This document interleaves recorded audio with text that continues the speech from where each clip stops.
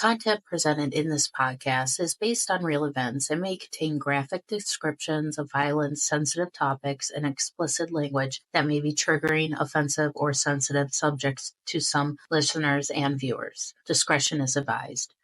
The purpose of this podcast is to explore and discuss true crime cases for entertainment and educational purposes only. This podcast does not intend to glorify or sensationalize crime, but rather aims to analyze and understand the complexities of human behavior and the criminal justice system. We encourage listeners to approach this content with empathy, critical thinking, and respect for the victims and their families. Tonight, we're going to do something a little different. We're going to shake things up a bit.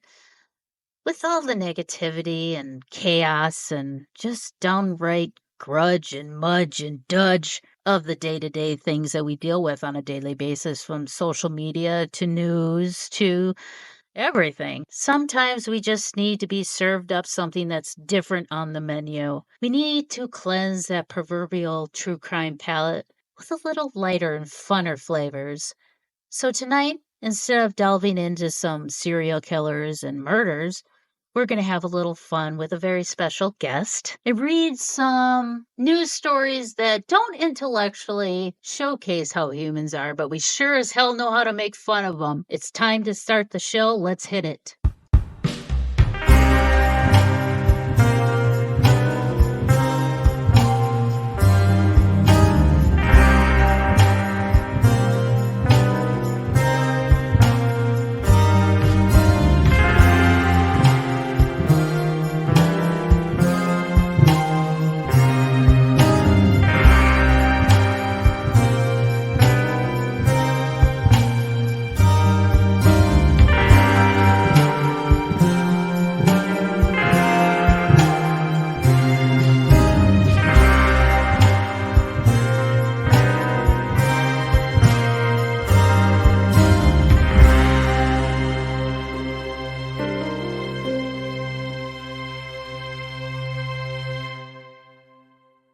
Welcome, and here is one of my really good friends. We all know him through Dave's show, right? We have Jason Gowin. Welcome to the show, Jason. Hello, everybody. Oh, you're so sweet. I love you. Well, I love having you on for my kind of first kind of fun, laugh out loud kind of episode, which we do need from time to time. And it seems like lately we need it more than ever. Am I right? So Laughter is the only reason I am still alive. Right. It is a go-to thing. Hey, when I'm feeling bummed out, I always try and find my favorite animal videos on Instagram Reels to get me out of a bad mood. But this will definitely get everybody out of a bad mood tonight. So without further ado, we'll definitely get the show rolling with our first story. Yes. Please give Mr. Monopoly chance to go directly to jail. After being stuffed in a patrol car and accused of vandalizing, he told police that his name was Mr. Monopoly and that he was born, of course, on 4/20/1969. Investigators say Ryan Howard, 33, was arrested Saturday evening for spray painting a wall in St. Petersburg, Florida. When officers confronted him, Howard had a bag slung over his shoulder containing spray paint cans that he observed in plain view. Then he told he was required to identify himself. That's when he said that I am Mr. Monopoly and my birth date is 4/20/1969. And of course, he had a the state of Maine driver's license, which obviously did not give his name of Mr. Monopoly that he gave police officers. But in addition of criminal mischief, he was charged with resisting and a misdemeanor for providing cops with a fake name and date of birth. So, do you think he could fool you if he came up to you and said his name was Mr. Monopoly, Jay? No, he looks like it's like if you tried to order Seth Green off Wish. That's what he looks like. I was not expecting that. Okay. Well, here, I'll help you. Does this help? No, he still looks like he's like Seth Green's really unfamous brother that's just sort of eking by. I know, or it's just Seth Green with a white mustache on the top hat. Yeah, So I mean, look, I mean, he obviously is not passing go, and he is not collecting $200. He's going directly to prison. yeah, that's exactly what the article says. He did not pass go and did not collect his $200. Although he will be released on $1,000 bond if they collect it or rolls doubles. He must have gotten that out of community chest. Community chest. I know. What would he have Community. whipped out his? Can you imagine if he whipped out a get out of jail free card out of his pocket? That would have been hilarious. Okay. Those are so much more expensive to get in real life than you would expect. Like, they're really hard to get. The original Monopoly cards, I know. I was looking for images, and some are selling on eBay for like $16 a piece. I'm like, what? For just the one card? Yeah, for packs. But I'm just like, of original packs, I'm just like, no, I'll just go buy. I can buy the whole game of Monopoly for cheaper than that. Or you can, or you can just get some orange card stock and print it yourself. Like, it's really very easy. Yeah, we can use stencils and everything. Jay, do you want to come over for a craft day? I would very much love to come over for craft day. Well, this next story though, you better not be doing this in my house. If you are, you better be cleaning up after yourself. All right. Well, a woman was arrested for battering a man with a cinnamon roll. A Florida woman was arrested Tuesday night after allegedly striking a man in the neck with a thrown cinnamon roll. Cops say Anne-Marie Luna, 37, chucked the food item at the back of the 49-year-old's victim's head, striking him at the base of the neck. The cinnamon roll incident occurred at the transitional housing facility in St. Petersburg, Florida. Sorry, I'm just reading ahead with the story. She was charged with a misdemeanor battery, and she was booked into county jail. Which she was released the previous night, posting her $500 bond. But while the jurors had ordered Luna to stay away from this victim, she's still legally permitted to use pastry or to consume pastries. I'm going to turn this over to my good friend Winnie the Pooh. Oh dear, this is a terrible crime against a baked good. That's abuse, and I don't approve of it. It makes me hurt my head. I need to think. Oh bother, this is awful. Cracking up so bad, my face is fogging up. Oh, let's see if I'm sorry, Winnie. I'm just very upset about the cinnamon roll. I'm not upset. Oh, I know that is horrible. I didn't mean to. Roll. Trust me, That's terrible abuse. I have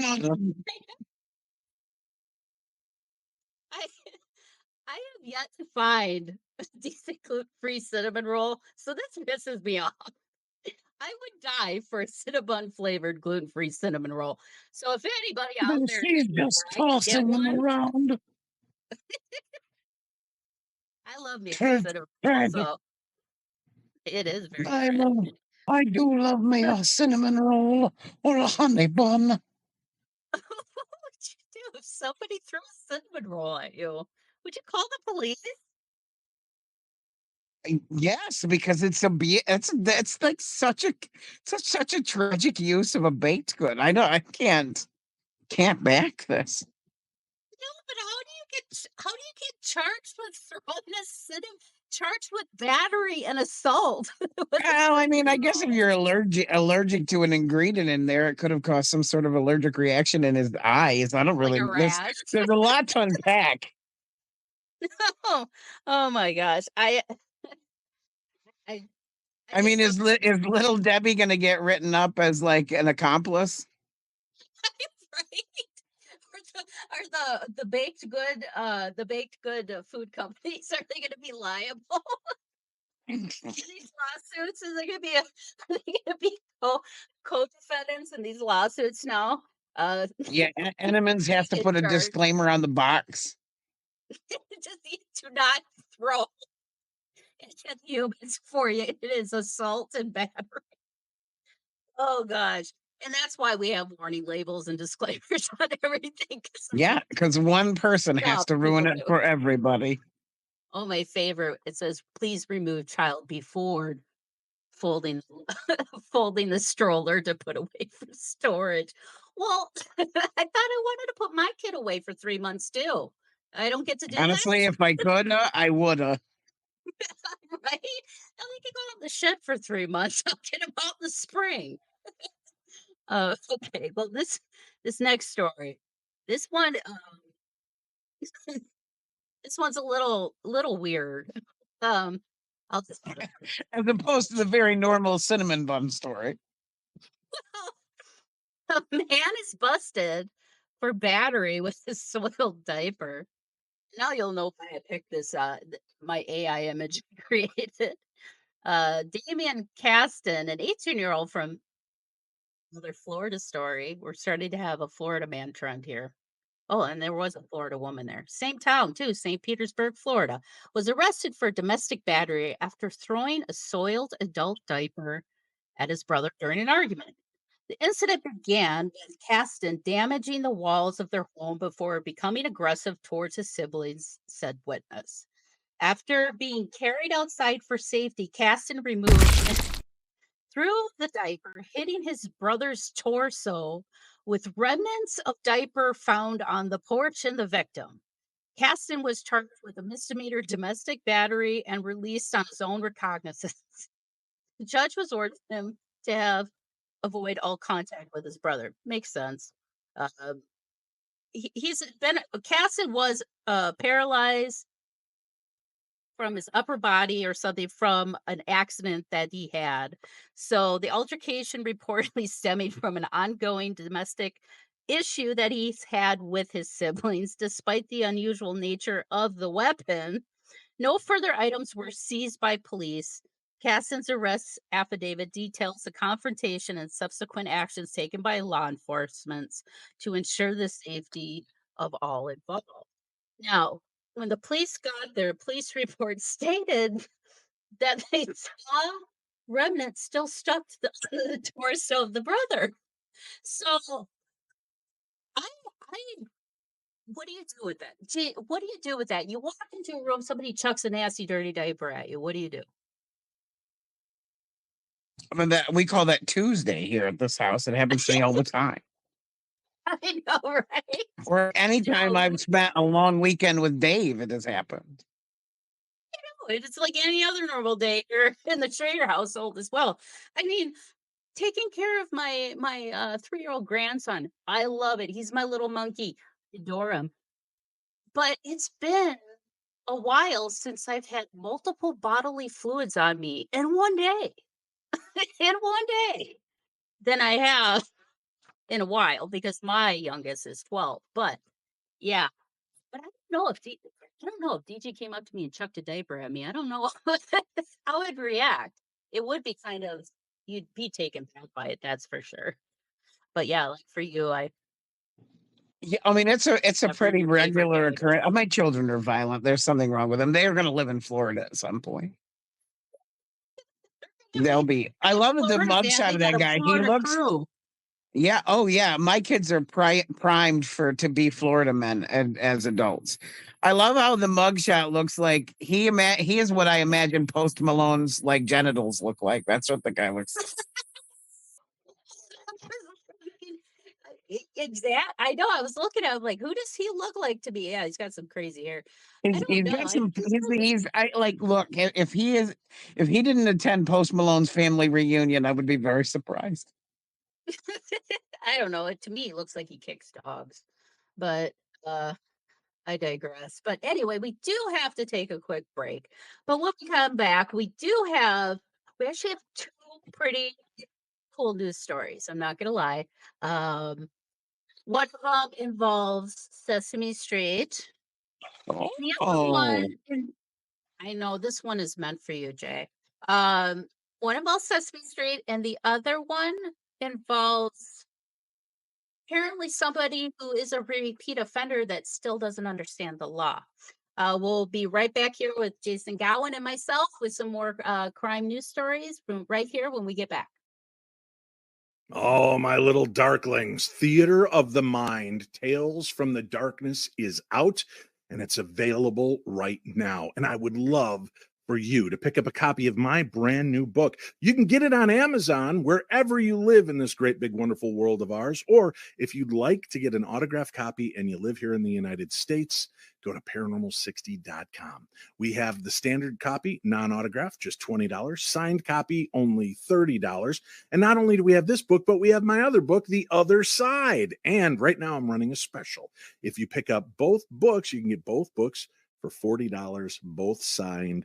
Both will be shipped in one package for one price. So go check out all the information at paranormal60.com. The Other Side, a teen's guide to ghost hunting and the paranormal, which is a guide on ghost hunting and the paranormal. Or you can get Theater of the Mind, Tales from the Darkness, real life encounters with the supernatural. And not only are they some of my all-time favorite stories from you, but there's a few of my favorite stories that have happened to me in the book as well. So go check it out, paranormal60.com, to order your copies, or you can buy copies wherever you are in the world that are unsigned at amazon.com. And I'll ask you this. Many of you have supported me in buying this book already.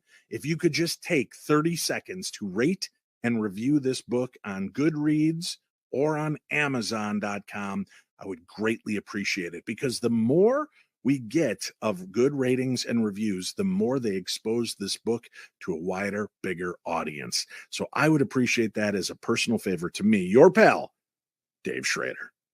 The Oregon Bigfoot Festival and Beyond is back and bigger than ever at Oaks Amusement Park, Saturday, June 29th. Meet Bigfoot hunters like Ronnie LeBlanc of Discovery Channel's Expedition Bigfoot and Paranormal Caught on Camera, and paranormal investigators like me, Dave Schrader of the Holzer Files and the Paranormal 60 podcast. Join us for a day of family fun celebrating Bigfoot, ghosts, UFOs, and everything beyond. You never know what you'll find. Don't miss the Oregon Bigfoot Festival and Beyond, Saturday, June 29th at Oaks Amusement Park. Get tickets today at OregonBigfootFest.com. OregonBigfootFest.com. The Oregon Bigfoot Festival. Oregon Bigfoot Festival. All right, my darklings. Summer is here, and the Paranormal 60 swag shop has all your supernatural summer must-haves, from comfortable and breathable tanks for both men and women, to a paranormal investigator's must-have, a Bluetooth speaker for those EVP burst sessions, or to just lay in a cemetery at night and listen to some heavy metal with your paranormal peeps. And don't forget the Paranormal 60 sling bag, which you can put all your awesome paranormal investigating tools in it while you investigate. But don't forget to grab your Paranormal 60 travel mug. It's important to stay hydrated in those dank and damp hot places y'all investigate during the summer. So make sure you check out the swag shop. Just go to paranormal60.com, click the swag shop tab at the top of the page, and then just check out the Paranormal 60 podcast collection is where you can find all these supernatural summer must-haves. And remember, kids, stay spooky.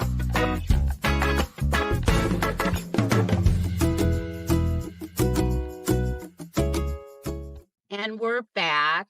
And okay, so I hope you guys like the swag shop stuff because I worked really, really hard on it. So please, if you guys purchase something, email me, let me know how much you like it, or if there's any issues with the products, please let me know. You can always email me at paranormal60manager@gmail.com when it comes to all the swag shop products and ratings or whatever. Let me know. And if you guys have any ideas of what you might like to see on a t-shirt, I'm taking requests. So but anyway, we are back, Jay. Okay, so this next story. This one, if for a minute I thought you passed out drunk somewhere and they found you in a garbage can.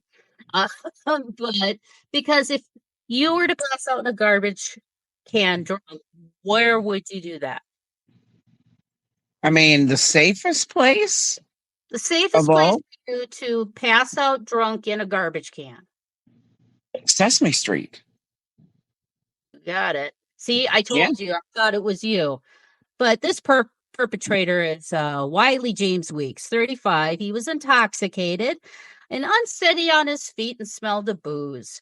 He decided to climb into a garbage can to sleep it off. Well, somebody discovered him late Saturday evening on a downtown street in a garbage can. In addition to claiming that he could not be punished for this, whatever, I'm going to take a nap in a garbage can because Oscar the Grouch did it, Weeks said, and he provided officers with the name or demographics. Weeks yesterday pleaded guilty to both counts and was fined $520. His rap sheet overflows with theft, disorderly conduct, panhandling, criminal mischief, and other misdemeanor convictions. But on one other prior bus, after Weeks and a male friend were spotted drunk naked on a Tampa street after the exited bar, the duo told cops they thought it would be funny to strip off their clothes. Oh, so that's why he climbed into a garbage can. Apparently he got cold. So yeah, I don't know what would make you want to climb into a garbage can and then say, well, if Oscar the Grouch can do it, I can do it. What do you think? I think one thing we're not really taking into consideration here is the amazing house parties Oscar throws. I mean, they're off the hook. I have seen Grover get completely wasted and throw a lampshade on his head, partying at the bottom of the trash can. Or he can fly. Look, here's the thing. I love partying with Muppets, puppets, whatever. I would do it. My ultimate goal in life is to one day get drunk with Fozzie Bear. That would be kind of fun. Winnie, it would be amazing. I think it would be super fun for us. Waka waka. Waka waka. Yeah. Yeah, I can't do it. But maybe we should get Dave up here to do Ralph the dog, and we can have our own. We could reenact it. I would really like it. We can talk about the trash can passing out. I have never been so drunk where I've looked at. My head has been in a toilet puking. I've never thought to. I think I'll sleep here. I've never thought to look into a garbage can on the side. I'd be like, wait, where's the weirdest place you've ever woke up drunk? In a tree. Okay, I wasn't expecting that. It was probably because I climbed up there. Probably because I thought I was Winnie the Pooh. I don't know. I don't know what would prompt me to climb a tree, but yeah, I woke up in the tree. I was laying on that branch like I was like a cheetah hanging out on the hottest part of the day in the Sahara Desert. I like it. Like, there. Oh, whatever. I can tell you what. You think sheet markings are bad? Wait till it's tree bark. Oh yeah. Yeah, it doesn't show well on the face. It literally looks like I was like Two-Face from Batman. Oh well. Whatever. For me, I had fun. That's all that matters. That's all that matters. Whenever let's see, weirdest place I have woke up. Oh, I know. Underneath, I fell asleep underneath somebody's room service cart at a hotel. I was outside their room and like in the car. I was underneath the cart. So they could have wheeled you away with the cart. They absolutely could have. Well, I don't remember getting in there. I woke up and I'm like, where am I? Am I dead? Like, why? You got hungry and you saw leftovers on some plates and you crawled up in there, had a little snacky snack and fell asleep. It's hard, Winnie. I got a craving from now. Needed a smackaroo, honey. Oh God. Well, thank God this guy was not literally on Sesame Street because that would have been appalling and very illegal. to be exposing yourself in front of children like that. But yeah, I just know, especially a garbage can, it's not even your own garbage can. It's not even your own garbage juice you're climbing into. It's somebody else's garbage juice that's getting all over you. It just makes it even worse. I couldn't do it. It's so nasty. Ugh, not for me. Well, I can't say I wouldn't because I don't know. I mean, if I'm falling asleep under somebody else's food, like leftover food, I don't know. Hard to say. Hard to say with me. Probably the worst thing though I have done drunk is Dave does have footage of this, and nobody emailed Dave or messaged him asking for it because you're not going to get it. But I do have footage of my very first Michigan Pure Con. I downed 5 Long Island iced teas that night, and I had an argument and a fight with my suitcase, and my suitcase won. That's all I'm going to say. Oh. Yeah. I'll have it with you because I know you guys are besties and I trust you. But yeah. You're a secret safe with me. Oh, I could care less if Dave he could put that stuff up on anywhere. I am so self-deprecating, you don't even know. Okay, so this last story, this one deserves its own segment. Okay. This has to be the dumbest thing I've ever seen a perpetrator do.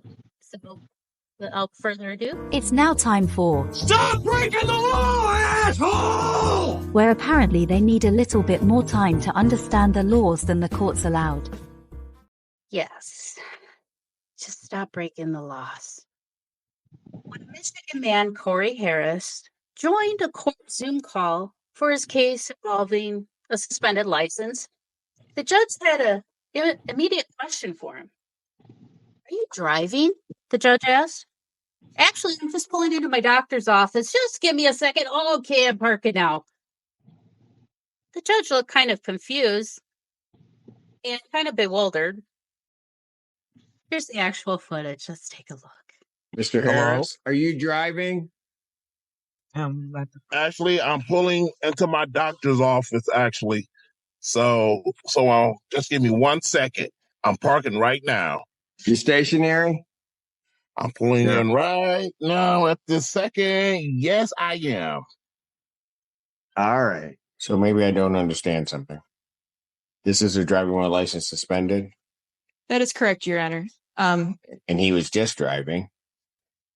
And he didn't have a license. Oh. That's what the charge is, Your Honor, yes.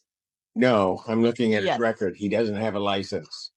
He's suspended and he's just driving. That is correct, Your Honor. I don't even know why he would do that.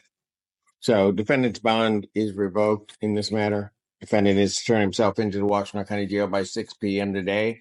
Failure to turn himself in will result in a bench warrant with no bond.